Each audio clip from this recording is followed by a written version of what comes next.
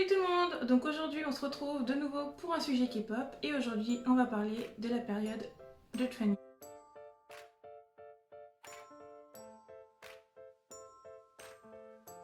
Donc ce que l'on appelle la période de training, en fait une période qui débute juste après les auditions et se termine juste avant les débuts du groupe. Donc c'est une période variable selon les agences, le besoin des idoles à être formés.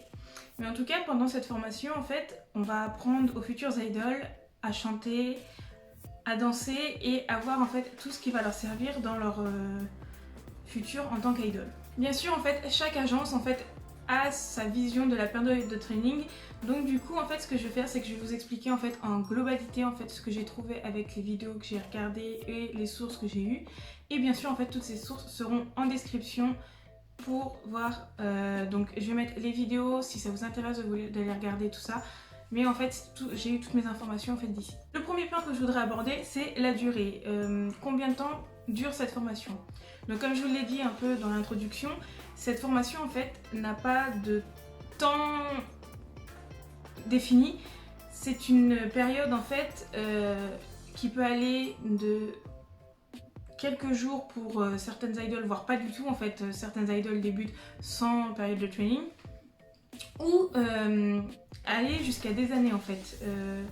Tout simplement, je vais vous prendre l'exemple de Jihyo des Twice qui a fait 10 ans en tant que trainer. Elle a commencé dans les environs de 9-10 ans et a débuté 10 ans plus tard, ce qui est énorme en fait. Et ça reste une période en fait très difficile parce que souvent en fait les trainees arrivent par groupe et travaillent ensemble pendant cette période-là, mais elles restent en fait quand même dans une énorme compétition parce que certaines d'entre elles vont débuter et d'autres en fait ne vont d'autres ne vont jamais débuter. Je crois que c'est le cas des Blackpink. Les Blackpink devaient être 6 au départ et il y en a 2, je ne sais plus, hein. Je crois qu'elles ont débuté toutes seules, mais elles devaient être 6 et résultat, il n'y a que les 4 actuelles qui ont débuté. Donc, le second point à aborder est tout simplement le contenu de cette formation de training. Donc la première sous-partie en fait, c'est donc la pesée et l'emploi du temps. Le poids dans cette formation et dans la vie future des idoles est quelque chose qui reste très très important. Pendant la période de training, ça arrive que en fait, les trainers soient pesés tous les jours. Et on note en fait leur prise ou leur perte de poids, tout simplement parce que en fait, on veut les faire débuter avec les critères coréens de beauté en fait, donc pour qu'ils soient dans la norme en fait. Et pour cela, le poids est très très contrôlé, donc on surveille tout ce qu'elles mangent. Et la plupart du temps, en fait, les agences leur donnent des régimes à faire pour justement les aider à perdre du poids ou à se stabiliser tout simplement.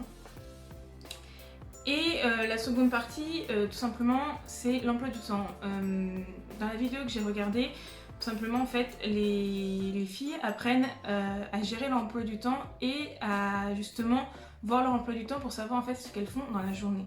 Un autre point de cette formation, c'est les entraînements. Les entraînements occupent une très très grosse partie de la formation, presque toute la journée en fait. Et donc ça se divise en plusieurs catégories. Donc nous avons donc les entraînements avec tout le monde, les entraînements individuels et les cours. On profite de ces entraînements-là en fait pour voir leurs avancées, leurs progrès, tout ça. Ensuite, on a les entraînements individuels, donc pour chacune. Donc après, je sais pas, ça doit aussi dépendre des agences si elles choisissent ou si on leur impose.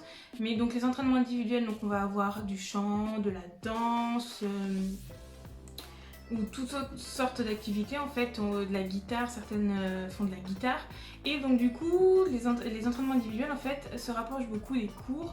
Parce que du coup les cours on va leur apprendre à danser correctement, à être plus souple, les cours de chant on va leur apprendre à stabiliser leur voix quand elles dansent et tout simplement après d'autres choses comme savoir se servir d'un logiciel de montage pour créer les futures musiques plus tard, apprendre à jouer d'un instrument justement pour composer après. Mais donc les entraînements occupent une très très grosse partie, allez pour donner une approximation, presque 8 heures par jour. Et donc dans la dernière partie en fait c'est un peu tout ce qui leur reste à faire après ces deux parties-là, c'est en fait tout ce qui concerne donc le maquillage, la coiffure, les photoshoots, les réseaux sociaux. C'est du temps en fait qu'elles vont avoir à côté. Donc par exemple, on va leur faire des shootings. Et donc du coup pour ces shootings là, donc elles doivent être maquillées et coiffées.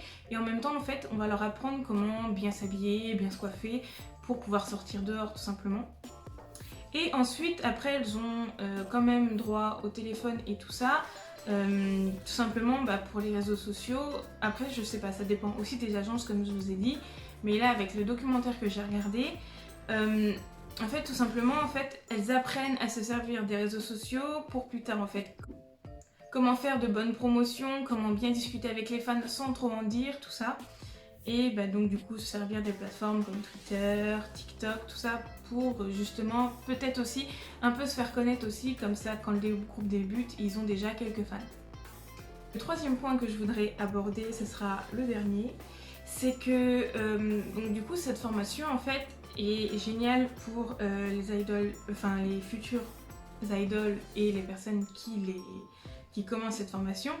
Mais il y a aussi d'énormes contraintes et des restrictions en fait. Le premier point que j'ai abordé, en fait, je voulais vraiment m'y consacrer parce que c'est une chose très très importante et beaucoup appuient sur ce point-là parce que c'est une des choses primordiales qu'il faut pour commencer cette formation.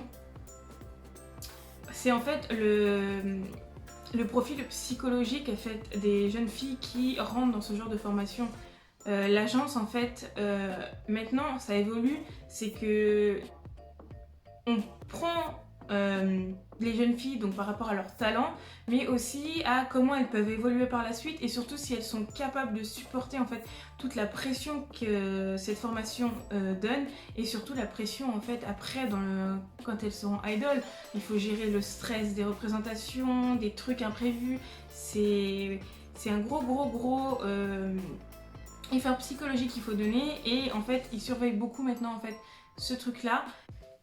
Pendant la période de training aussi, il faut savoir que les jeunes filles ou les garçons, hein, j'en fais une globalité quand je dis elles, mais en gros, il faut savoir aussi que lors de cette période-là, en fait, il y a beaucoup de personnes. Donc ça arrive que les filles se retrouvent à 4, ce qui reste encore assez raisonnable par dortoir, mais ça peut arriver qu'elles se retrouvent quand même jusqu'à 10 voire 15 filles dans le même dortoir à partager en fait les espaces communs, tout ça, le temps de la formation, parce qu'elles sont nombreuses et donc du coup il faut prendre tout le monde.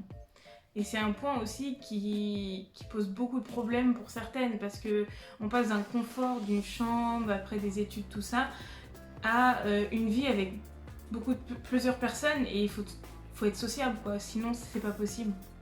Un point aussi important et qui varie aussi en fonction des agences, c'est au niveau des études. Souvent quand les jeunes filles ou les garçons rentrent en période de training, ils sont très jeunes, donc n'ont pas encore fini leurs études. Et là donc il va y avoir deux cas différents. Donc les agences qui font la période de training en même temps que l'école, et là c'est un planning très chargé, on va commencer des journées très tôt pour les finir très tard, avoir peu de sommeil, et là c'est vraiment pas bon.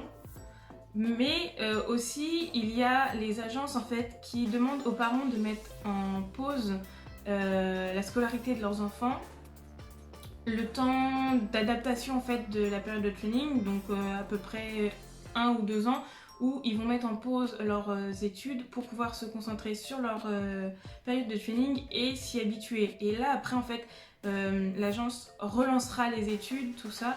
Et après aussi il y a les écoles comme c'est la SOPA je crois, qui après met l'école en fonction des plannings des artistes. Mais ça il faut déjà être dans une agence, tout ça. Voilà. Mais voilà, l'école en fait reste primordiale parce que en fait les agences se disent que déjà les idoles une fois leur carrière finie, souvent elles la finissent très jeunes quand les groupes disbandent, auront quelque chose derrière et surtout aussi si elles ne vont pas au bout de la formation, les agences ne veulent pas les avoir sur le dos en mode oui bah on a arrêté les études à cause de vous donc aidez-nous quoi. Non, les agences en fait veulent que même si la période de training n'est pas réussie, que les personnes en fait aient quand même des études ou reprennent leurs études ensuite pour avoir quelque chose, quoi. On parle aussi en fait beaucoup du fait qu'il n'y a pas beaucoup d'étrangers dans les groupes de K-pop, bon à part les japonaises, tout ça. Mais en fait, avoir une personne étrangère dans le groupe est une charge de travail en plus, parce que quand on fait des auditions c'est bien, on chante, on danse, mais il y a tout le côté en fait, l'aspect culturel qui des fois n'est pas du tout acquis. Par exemple, si on prend un anglais ou je sais pas, un français ou un russe, il ne va pas du tout avoir la même culture et les mêmes manières que les Coréens, sachant que la culture coréenne là-bas est très très importante et que si on respecte pas les manières, les habitudes, ça choque beaucoup. Bon, c'est un peu plus ouvert maintenant, mais voilà en fait pourquoi il y a moins d'étrangers, c'est que si les agences prennent des étrangers, il va falloir leur apprendre la langue, leur apprendre les manières, la culture, et c'est quelque chose en fait qu'ils veulent éviter de faire. Et les derniers points que je vais aborder, mais non de là le plus important, c'est en fait beaucoup ont du mal à supporter en fait l'éloignement. C'est une période en fait où tu vas beaucoup travailler, beaucoup apprendre, et donc du coup en fait l'aspect familial, les amis, tout ça, il va falloir mettre ça de côté et se concentrer en fait sur sa future carrière. Donc souvent beaucoup craquent en fait parce que il y a l'éloignement familial, surtout ceux qui viennent d'autres pays. Donc par exemple un Australien qui va faire sa période de training ne pourra pas voir ses parents tous les week-ends, aura très peu de coups de téléphone et des fois même très courts. Donc beaucoup en fait craquent à cause de l'éloignement familial. Donc c'est quelque chose qu'il faut vraiment prendre en compte quand on veut en fait devenir idol de K-pop, c'est que la famille en fait joue beaucoup et moi clairement je ne pourrais pas m'éloigner de mes parents et de mes amis en fait aussi longtemps parce que j'aime bien être entourée, et être entourée d'une agence et être entourée de la famille c'est totalement quelque chose de différent. Donc voilà, on arrive à la fin de cette vidéo, donc du coup sur la période de training des idoles. Donc je voulais vous mettre autant de points négatifs que de points positifs pour vous montrer qu'en fait c'est pas vraiment la bête noire, que tout n'est pas noir, qu'il y a quand même des bons côtés et que c'est quelque chose pour préparer au futur des idoles. Dans tous les cas, j'espère que cette vidéo vous aura plu. N'oubliez pas de laisser un like, un commentaire ou tout simplement de vous abonner à la chaîne, ça fait toujours plaisir. Je vous souhaite une bonne journée ou une bonne soirée en fonction à l'heure à laquelle vous regardez cette vidéo et surtout, prenez soin de vous.